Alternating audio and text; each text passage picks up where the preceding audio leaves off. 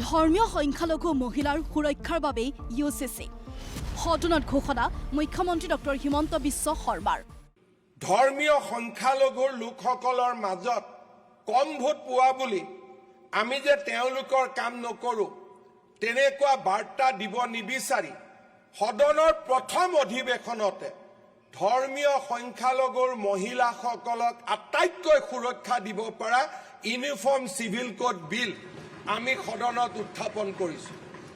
আমাক ভোট দিয়া মানুহবিলাকৰ জনতাৰ কাম কৰাৰ আগতে আমি সামাজিক ন্যায় প্ৰচেষ্টাৰ বাবে প্ৰথম ইউচিচি আমি লৈ আহিছো যিয়ে নেকি আমাৰ সংখ্যালঘু সমাজখনৰ নাৰীক সংখ্যালঘু সমাজখনৰ মহিলাক আটাইতকৈ বেছি সুৰক্ষা প্ৰদান কৰিব।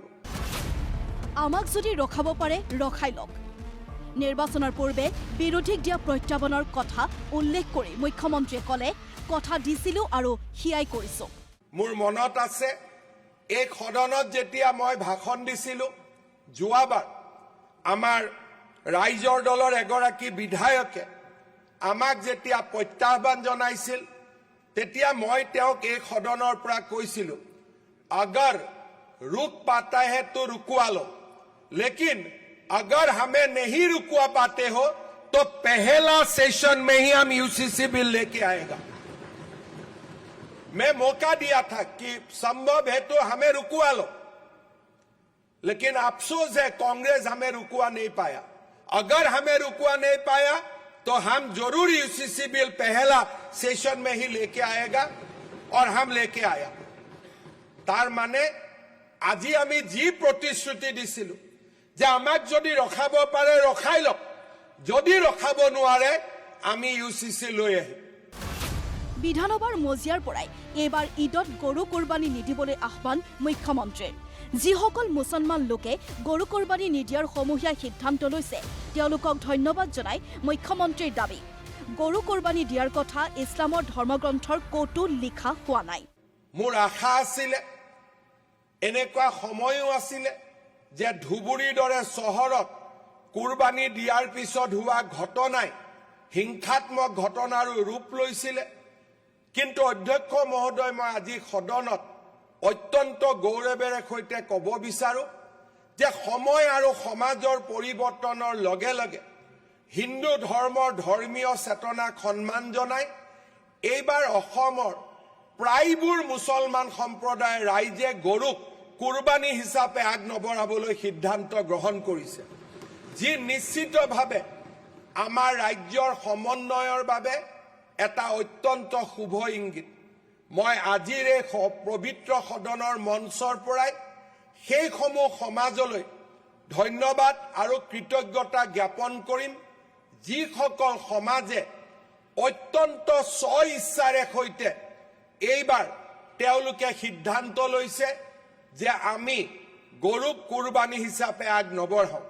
যিসকল ৰাইজে সিদ্ধান্ত লোৱা নাই তেওঁলোককো মই পবিত্ৰ সদনৰ মজিয়াৰ পৰা আহ্বান জনাম কাৰণ ইছলামত গৰুক কুৰবানী দিয়াটো নিয়ম বুলি ক'তো লিখা হোৱা নাই। যেতিয়া বিকল্প আছে বিকল্প যদি আমাৰ সন্মুখত থাকে তেতিয়াহ'লে নিশ্চিতভাৱে হিন্দু মানুহৰ চেতনাক আপোনালোকে সন্মান জনালে আগলৈ আমি ৰাজ্যখনৰ বহু পৰিৱেশৰ পৰা বহুত কণ্টকময় বা বহুত অবিশ্বাসৰ পৰিৱেশৰ পৰা আমি নিজকে আঁতৰাই ৰাখিবলৈ সক্ষম হ'ম। মুছলমান সমাজৰ সিদ্ধান্তক সমন্বয়ৰ শুভ ইংগিত আখ্যা মুখ্যমন্ত্ৰীৰ। মুখ্যমন্ত্ৰীয়ে লগতে মানকাছাৰ পৰ্বতঝোৰা আদি সমষ্টিত NDA প্ৰাৰ্থীয়ে 1 লাখকৈ ভোট পোৱাটো নাটকীয় পৰিৱৰ্তন আখ্যা দিলে।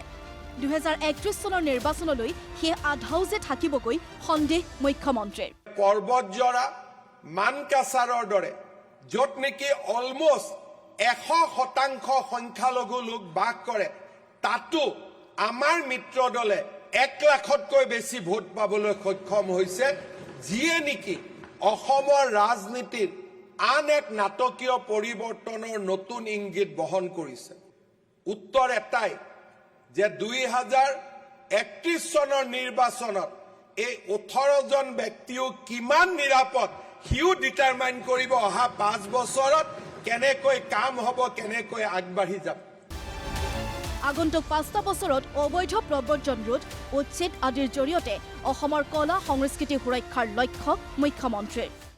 অবৈধ বাংলাদেশী প্ৰব্ৰজনৰ বিৰুদ্ধে অসমীয়া লোকৰ সুৰক্ষা, জনজাতীয় লোকৰ সংস্কৃতি মাটিৰ সুৰক্ষা, চাহ জনজাতীয় লোকৰ জীৱনৰ সুৰক্ষা, এই প্ৰতিটো আমাৰ জীৱনৰ সৈতে জড়িত প্ৰতিটো আইডেণ্টিটি ইছ্যুক আমি অনাগত দিনত সন্মান জনাব লাগিব।